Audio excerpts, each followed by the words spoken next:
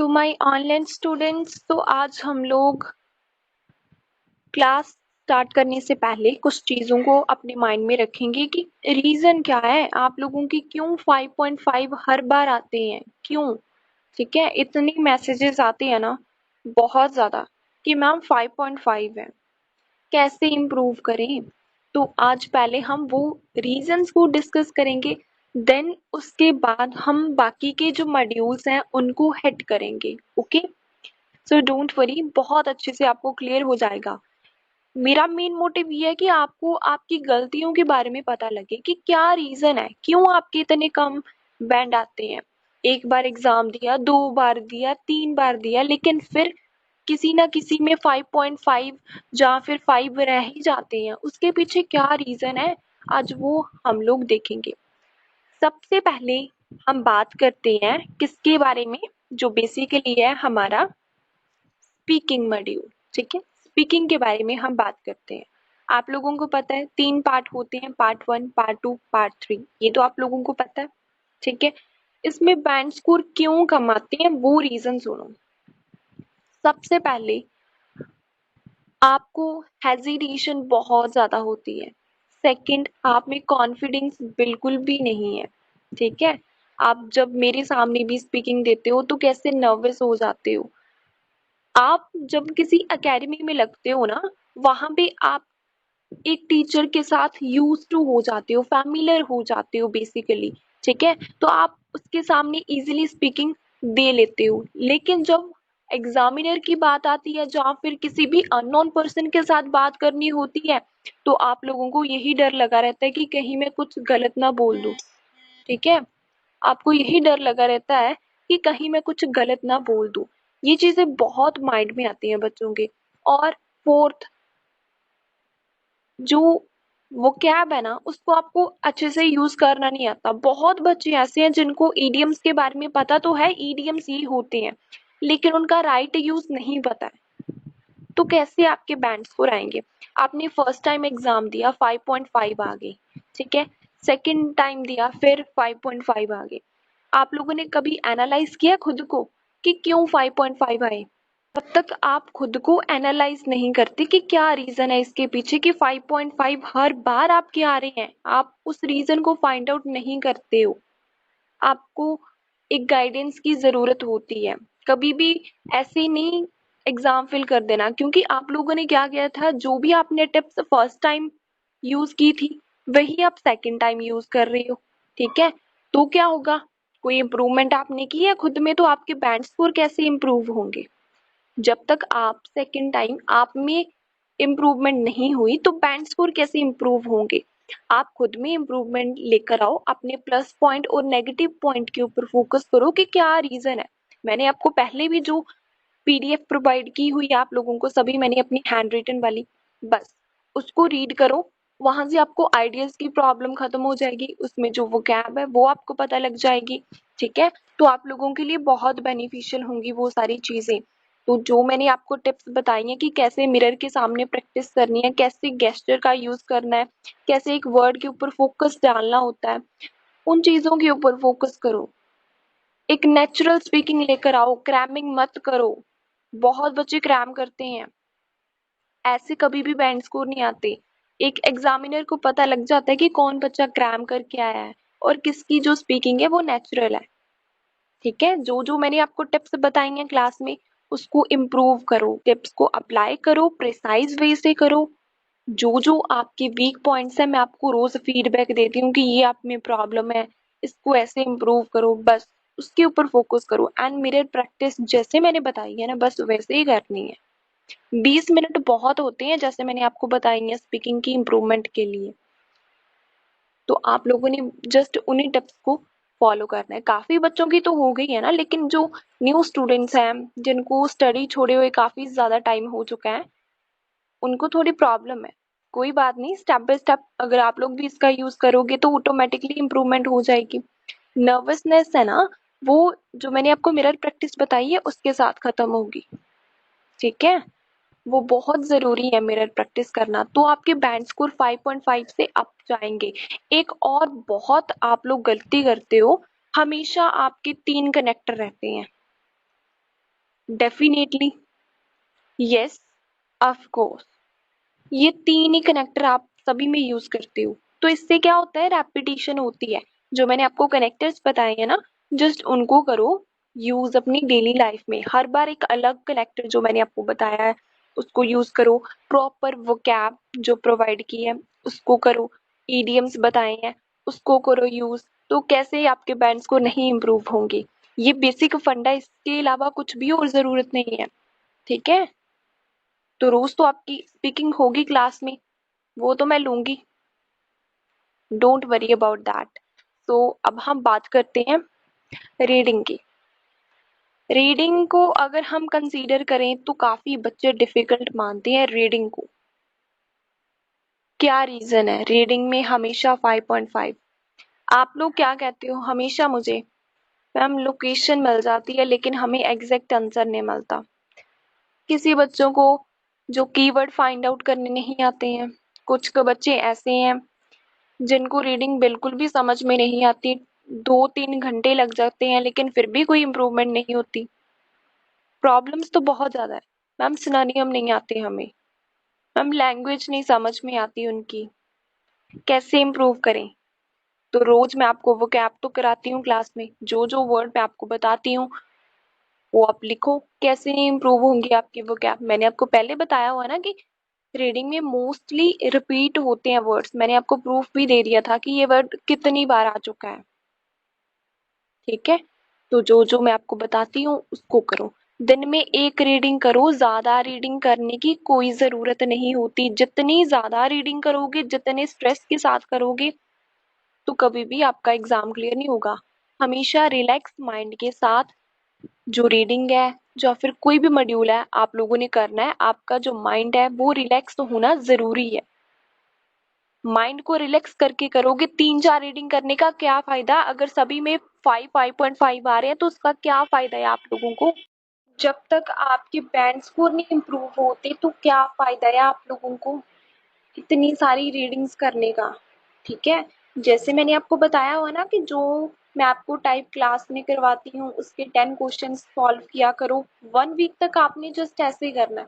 उसके बाद अगर आप फुल रीडिंग को स्टार्ट करोगे ना तो देखना कैसे आप में इम्प्रूवमेंट होगी, वो भी बहुत ज्यादा लेवल पर, एडवांस लेवल पे आपकी इम्प्रूवमेंट होगी। जो वोकैब मैं आपको बताती हूँ बस उसको नोट डाउन करो, जो टिप्स बताती हूँ उसको करो। आपकी क्लास में बच्चे हैं जिनके 7.5 भी आ रहे हैं रीडिंग में। ठीक है, वो कैसे आएंगे? अगर आप लोग टिप्स को प्रिसाइज वे से अप्लाई करोगे। तो जैसे जैसे मैंने आपको बताए हैं टिप्स, उनको अप्लाई किया करो। ठीक है, अच्छी वे से। कभी भी पैनिक होके हमने रीडिंग नहीं करनी है। कोई आंसर नहीं मिलता कोई बात नहीं, उसको स्किप कर दो, ज़्यादा उसके ऊपर फोकस करने की ज़रूरत नहीं है। और हमेशा एनालाइज किया करोगे, अगर आपका ये आंसर रॉन्ग आया है तो उसके पीछे रीज़न क्या है, क्यों आपका वो आंसर रॉन्ग हुआ है, उसको ज़रूर एनालाइज किया करो। आप लोगों के लिए बहुत ज़्यादा बेनिफिशियल होगी ये सारी चीज़ें। ओके, कभी भी स्टार्टिंग से आप लोगों ने फुल रीडिंग को करना नहीं स्टार्ट करना है।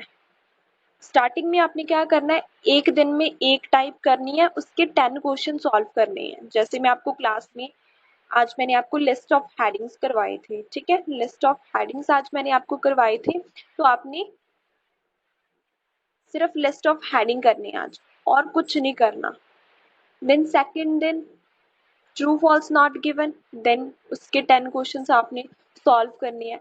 पूरी रीडिंग को मत सॉल्व करो स्टार्टिंग में, आप लोगों को कुछ भी समझ में नहीं आएगा। एक एक टाइप का करो, प्रिसाइज वे से करो, तो देखना कैसे आपके बैंड स्कोर है वो बहुत हद तक इम्प्रूव होंगे। ठीक है, तो अब हम लोग करते हैं राइटिंग को स्टार्ट। राइटिंग भी बहुत डिफिकल्ट लगती है आप सभी लोगों को कि कैसे इम्प्रूव करें राइटिंग को। तो राइटिंग टास्क 1 होता है। ठीक है, वो तो आप सभी का बहुत अच्छा हो चुका है, लोगों ने बहुत हद तक उसमें इम्प्रूवमेंट की है। सभी के 2-2.5 इजिली आ रही है टास्क 1 में। ठीक है, तो उसको आपने कैसे इम्प्रूव किया? जैसे मैंने आपको टू का स्ट्रक्चर बताया कैसे यूज करना, बाय का, ठीक है, डिफरेंस कैसे पिक करना है, रिस्पेक्टिवली, आपने उन सभी चीजों को यूज किया। अगर कोई बच्चा है उसके 5.5 आ रही हैं, फर्स्ट अटेम्प्ट में 5.5 आए, सेकेंड अटेम्प्ट में 5.5 आए, उस बच्चे ने कभी भी अपने आप को एनालाइज नहीं किया होगा कि क्यों मेरे फर्स्ट टाइम 5.5 आए थे। वो डायरेक्टली कोचिंग लेना स्टार्ट कर देता है, लेकिन उसने खुद में अपने वीक पॉइंट्स को फाइंड आउट नहीं किया। तो आप लोगों ने क्या करना है, वीक पॉइंट्स को फाइंड आउट करो, अपने टीचर के साथ डिस्कस करो, जहाँ से आप कोचिंग लेते हो उनके साथ डिस्कस करो कि मैम हमें ये जो प्रॉब्लम आ रही है हम इसको कैसे सॉल्व करें। मैंने फर्स्ट टाइम ऐसे टास्क 1 लिखा था, इसमें मुझे क्या इम्प्रूवमेंट करने की ज़रूरत है। ठीक है, अपने टीचर के साथ डिस्कस करो। जब आपने फर्स्ट टाइम एग्जाम दिया वैसे ही आपने सेकंड टाइम दे दिया, कुछ भी विच न्यू बीच में न्यू ऐड नहीं किया, तो आपके बैंड स्कोर में कैसे एडिशन होगा। जब तक आपने अपने मेथड में एडिशन नहीं किया तो बैंड स्कोर में कैसे एडिशन होगा। तो जो मैंने स्ट्रक्चर्स बताए हैं आप लोगों को उसको यूज करो, बहुत बेनिफिशियल होंगे। राइटिंग टास्क 2 का जो मेन फंडा है वो है आइडियाज। एक्सप्लेनेशन में बहुत ज़्यादा प्रॉब्लम है। स्ट्रक्चर्स मैंने आपको बता दिए हैं, कॉम्प्लेक्स बता दिए कैसे करना है, कंडीशनल बता दिया है, ठीक है, और मैंने आपको वोकैब भी करवाई है, थीसिस भी बता दी है, सब कुछ बताया आप लोगों को। देन जब एक्सप्लेनेशन की बात होती है तो मैम सेंटेंस फॉर्मेशन नहीं बनती।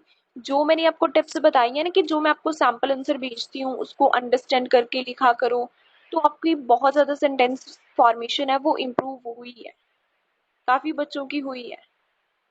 डीमोटिवेट तो कभी होना ही नहीं है ना, इट एक एग्जाम है, जस्ट आप इजीली इसको क्रैक कर सकते हो। जस्ट एक टिप्स एंड ट्रिक्स को प्रिसाइज वे से अप्लाई करना सीख लो, ऑटोमेटिकली इम्प्रूवमेंट बहुत अच्छी आप में होगी। ठीक है, आप लोगों ने क्या करना है, राइटिंग टास्क 2 में जो मैं आपको आइडियाज बताती हूँ, रोज क्लास में हम डिस्कस करते हैं जो आइडियाज, उसको नोटबुक के ऊपर लिख लिया करो कि ये टॉपिक है, हेल्थ के साथ रिलेटेड है, तो ये हमने आज आइडियाज डिस्कस किए थे। क्योंकि वही आइडियाज मोल्ड होके हम किसी में भी लिख सकते हैं। जैसे मैंने आपको उस दिन बताया था ना कि कैसे ये हम आइडियाज इस ऐसे में भी अप्लाई करके लिख सकते हैं। ठीक है, और सभी के स्ट्रक्चर्स को क्लियर करो। स्ट्रक्चर को फॉलो करना बहुत ज़रूरी है। मेरे से क्लासेस ले रही हो तो मेरा स्ट्रक्चर फॉलो करो, किसी और का मत करो, क्योंकि हर एक पर्सन का अपना अपना स्ट्रक्चर होगा तो आपके माइंड में कंफ्यूजन आएगी। क्या, आपके माइंड में बहुत ज़्यादा कंफ्यूजन आ जाएगी कि कौन सा मेथड फॉलो करें। तो हमेशा एक मेथड फॉलो किया करो। वोकैब हमें हमेशा एवरेज लेवल जो हम डेली बेसिस पे डिस्कस करते हैं ना, एसएस में जो हम वोकैब यूज़ करते हैं, बस उसको नोटबुक के ऊपर लिख लो, ज़्यादा कुछ करने की ज़रूरत नहीं है, इजीली आ जाएंगे। कॉम्प्लेक्स सेंटेंस मैंने आपको विद एग्जाम्पल बताए हैं। ठीक है, इतनी डिटेल में बता दी है, इवन कि 2-3 बार मैंने आपके साथ डिस्कस कर दिए हैं कॉम्प्लेक्स को कि कैसे हम कर सकते हैं। उनको यूज़ करो, क्यों नहीं आपके बैंड स्कोर इम्प्रूव होंगे। ठीक है, एक कनेक्टर भी आपको बताए हैं कि कैसे हमने BP1 को स्टार्ट करना है, कैसे एक्सप्लेन करना है, कैसे एग्जाम्पल देनी है, कैसे अगर BP2 हमारा सेम होता है तो कौन सा कनेक्टर लगना है, सब कुछ मैंने आपको बताया हुआ है। प्रॉपर एक्सप्लेनेशन में मैंने आपको बताया। देखो, जब मैंने आपकी आइल्स स्टार्ट की थी तो सबसे पहले दिन मैंने आपको कनेक्टर्स करवाए थे, रिमेंबर है। सेकेंड दिन मैंने आपको स्ट्रक्चर करवाए थे। थर्ड दिन मैंने आपको थीसिस करवाई थी। फोर्थ दिन मैंने आपको टिप्स दी थी। ठीक है, और फिर उसके बाद मैंने आपके साथ डिस्कस किए थे कि आइडियाज कैसे जनरेट करना है। सब कुछ आपके साथ मैंने स्टेप बाय स्टेप डिस्कस किया था। अगर मैं आप लोगों को फर्स्ट दिन में ही एक प्रॉपर सैंपल आंसर दे देती तो आपको कुछ भी समझ में नहीं आना था। हम बेसिक से चले हैं एडवांस की तरफ। ठीक है, बेसिक से हमने स्टार्ट किया, कनेक्टेड से हमें स्टार्ट किया था हम लोगों ने, और हम लोग एक प्रॉपर सैंपल आंसर को अब कर रहे हैं। अब आपको समझ में भी आ रहा है कि हमने क्यों ऐसे लिखा है, कैसे किया है। और फिर हमने फिफ्थ डे क्या किया था, कॉम्प्लेक्स देखे थे कि कॉम्प्लेक्स हम कैसे बना सकते हैं। मैंने आपको पार्ट 1 और पार्ट 2 करके करवाए थे, वो आप लोगों को रिमेंबर है और बहुत अच्छे से आप उसका यूज़ भी कर रहे हो। ठीक है, तो ये सारी चीज़ें अगर आप लोग यूज़ करोगे तो डेफिनेटली बैंड स्कोर इम्प्रूव होंगे, आप लोगों के बहुत ज़्यादा इम्प्रूव होंगे। और जैसे मैंने आपको आइडिया जनरेट करने के लिए बोला हुआ है ना कि जो हम डेली बेसिस पे हम एक डिफरेंट टॉपिक डिस्कस करते हैं। एक दिन एनवायरनमेंट हो गया, टेक्नोलॉजी हो गया, हेल्थ, टूरिज्म, माइग्रेशन, सब कुछ हम डिस्कस कर रहे हैं अलग अलग दिन। सो दैट मैं क्यों अलग अलग आपके साथ टॉपिक डिस्कस करती हूँ, सो दैट कि आपके जो आइडियाज की प्रॉब्लम है ना वो खत्म हो जाए। अगर आज हम लोगों ने इन्वायरमेंट के साथ डिस्कस किया तो आपको इन्वायरमेंट से रिगार्डिंग आइडिया मिल गया कि हम हाँ ये बात हम लिख सकते हैं, ठीक है ना। और अगर हेल्थ के साथ किया तो हेल्थ के साथ मिल जाता है। ऐसे ही आप लोगों ने जस्ट उसको नोट करना है और नाइट टाइम में आपने जस्ट उसको रीड करना है, क्रैम नहीं करना, रीड करना है। ओके, तो अब हम लोग बात करते हैं लिसनिंग मॉड्यूल की। लिसनिंग में मैप की वोकैबुलरी मैंने आपको प्रोवाइड की है। सिनोनियम देती हूँ, जब हम लिसनिंग करते हैं उसमें जो सिनोनियम आती है आपको लिखवाती हूँ डेली बेसिस पे कि ये सिनोनियम आपने यूज करने हैं। क्यों वो लिखवाती हूँ? क्योंकि वो वर्ड रिपीट होते हैं। अगर आज आप लोगों के 7.5 लिसनिंग में आ रही है ना, वो उस वोकैब की वजह से है जो आपको करवाई है मैंने। पहले आपके कितने आते थे? 5, 4.5, और अब आपके 7.5 आ रहे हैं। उसके पीछे रीजन क्या है? जो मैंने आपको वोकैब करवाई है। क्योंकि आप लोग पहले वोकैब के ऊपर फोकस नहीं करते थे। जैसे मैंने आपको पहले फर्स्ट वीक में मैंने आपको क्या किया था कि आप लोगों ने क्या करना है, पहले दिन फिलिंग द ब्लैंक्स करनी है, सेकंड दिन आपने एमसीक्यूज को करना है, देन आपने मैप को करना है, देन आपने मैच द इन्फॉर्मेशन को करना है, फिर उसके बाद पार्ट 1 के क्वेश्चंस करने हैं। आपको स्टेप बाय स्टेप मैंने करवाया, बेसिक से मैंने करवाया। अगर मैं पहले दिन ही आपको एक फुल लिसनिंग के बारे में बता देती तो कुछ भी आपको समझ में नहीं आना था। सो दैट्स वाई पहले दिन मैंने एक टाइप डिस्कस की, फिर मैंने आपको बोला इसके 10 क्वेश्चन आपने करके मुझे बताना है कितने करेक्ट हुए हैं, ठीक है। जो रॉन्ग हुए हैं उसको सबटाइटल को ऑन करो और देखो कौन सा वर्ड आपको समझ में नहीं आया, उस वर्ड को लिखो, ठीक है। अगर नहीं उसके सिनोनियम मिलते मेरे साथ डिस्कस करो, मैं आपको लिख कर भेजती हूँ, ठीक है। तो मैप की वो कैब मैंने दे दी है। वैसे भी आपको सिनोनियम बताए हैं, टिप्स एंड ट्रिक्स सभी की बताई हैं कि कौन सी टाइप कैसे सॉल्व करनी होती है, ठीक है। और पहले हम नॉर्मल के ऊपर करते थे, ठीक है। जो न्यू स्टूडेंट्स हैं वो नॉर्मल के ऊपर करेंगे, देन उसके बाद उनकी जो स्पीड है हम धीरे धीरे इंक्रीज करेंगे। ओके, दिन में एक लिसनिंग करनी है, ज्यादा लिसनिंग कभी नहीं करनी, ये रूल है। अगर ज्यादा आप करोगे तो डेफिनेटली आप में कोई इम्प्रूवमेंट नहीं होगी। आपने खुद को एनालाइज करना है कि क्यों ऐसा हो रहा है। अगर आपका ये क्वेश्चन रॉन्ग है तो आपको कौन सा वर्ड समझ में नहीं आया, ठीक है। उन चीज़ों के बारे में नॉलेज होना ज़रूरी है आप लोगों में। लिसनिंग सबसे इजी मॉड्यूल होता है और आप इजीली इसमें बैंड स्कोर गेट कर सकते हो। लिसनिंग मॉड्यूल की वजह से आपकी जो ओवरऑल परफॉर्मेंस है ना वो बेटर होती है। So that's the main reason आज मैंने आपको ये प्रॉपर डिस्कशन क्यों दी है, क्योंकि मेरा जो मेन फंडा था वो यही है कि आपके दिमाग में बैठ जाए कि आइल्स आप क्लियर कर सकते हो, ज़्यादा डिफिकल्ट नहीं है।